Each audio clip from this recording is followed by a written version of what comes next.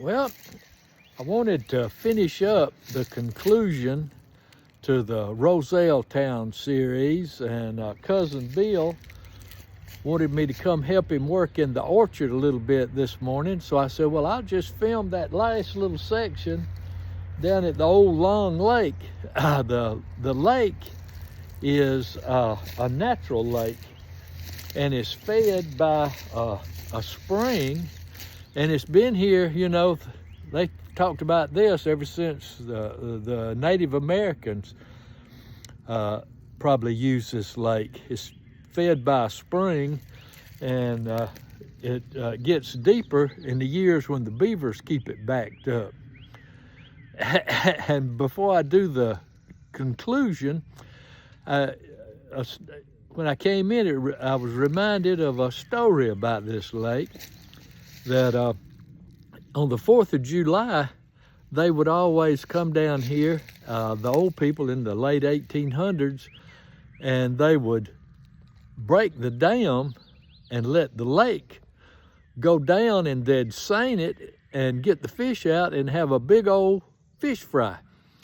Well, back in the 70s, 1970s, Virgil Chandler got this idea that we needed to do that.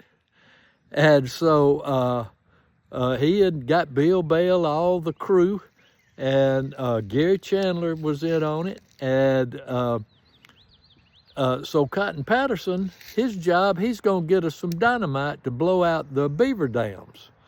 I forgot my tripod, so I'm doing the best I can. And so Cotton and I jump in the truck, and we go back to Mr. George Patterson's house to get the dynamite. So I go in the house with Cotton.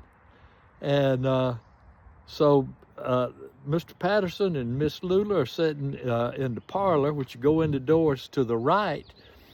And Cotton, they need to get some dynamite. We're gonna blow out some beaver dams. His daddy did his head like that.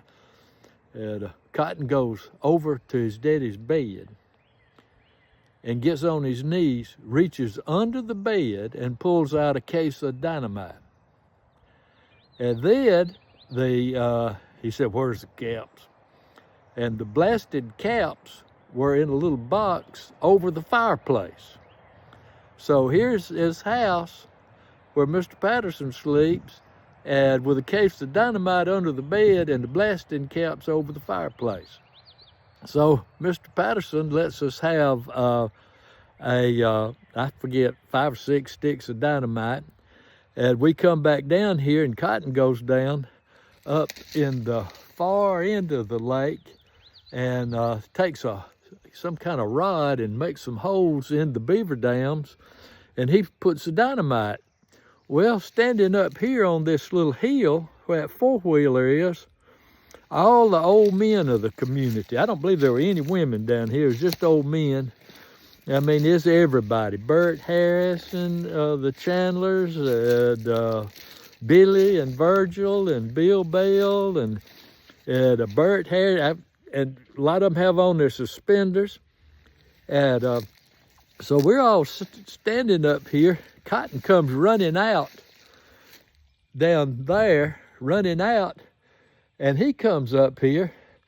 Well, all of a sudden, we hear this whoomp. It wasn't like boom, it was whoomp.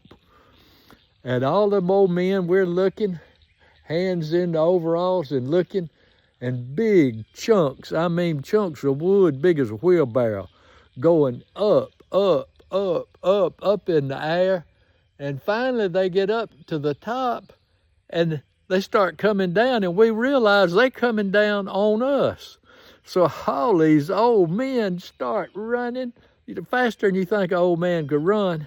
And we run all back over here, getting out of the way. So, well, that's kind of the end of the story. The water didn't go down far enough for us to seine it, and I don't believe we had a seine.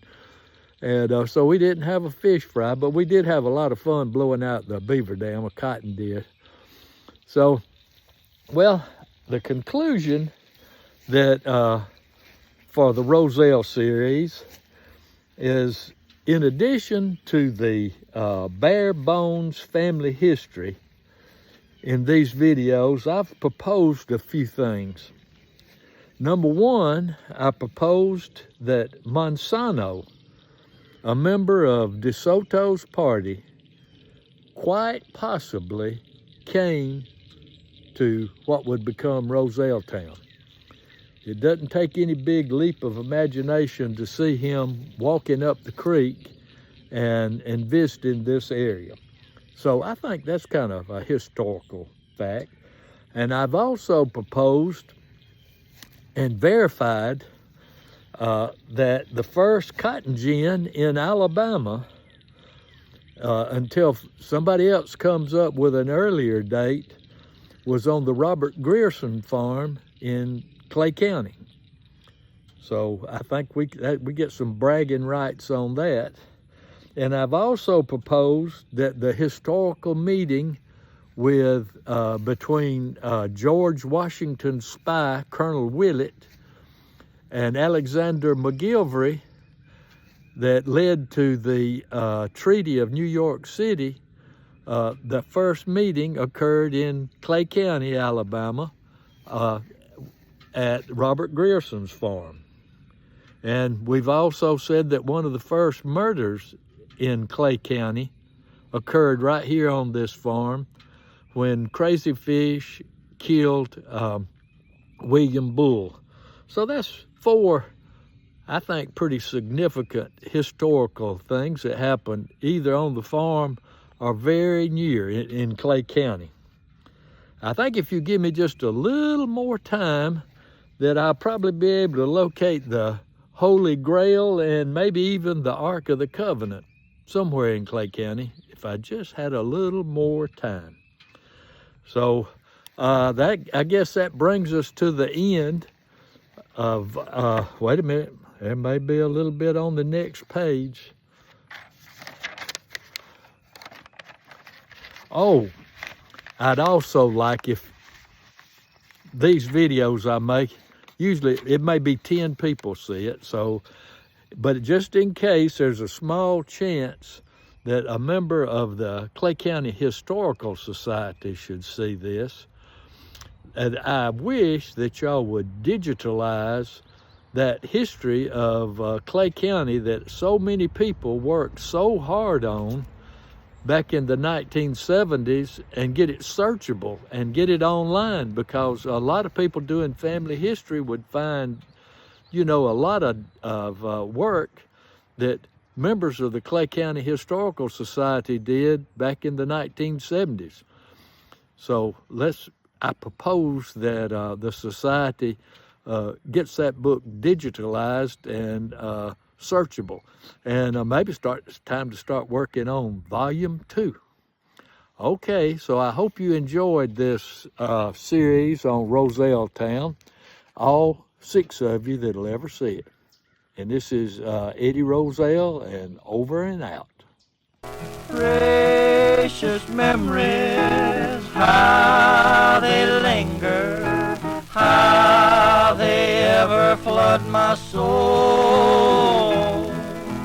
In the stillness of the midnight, precious sacred scenes unfold.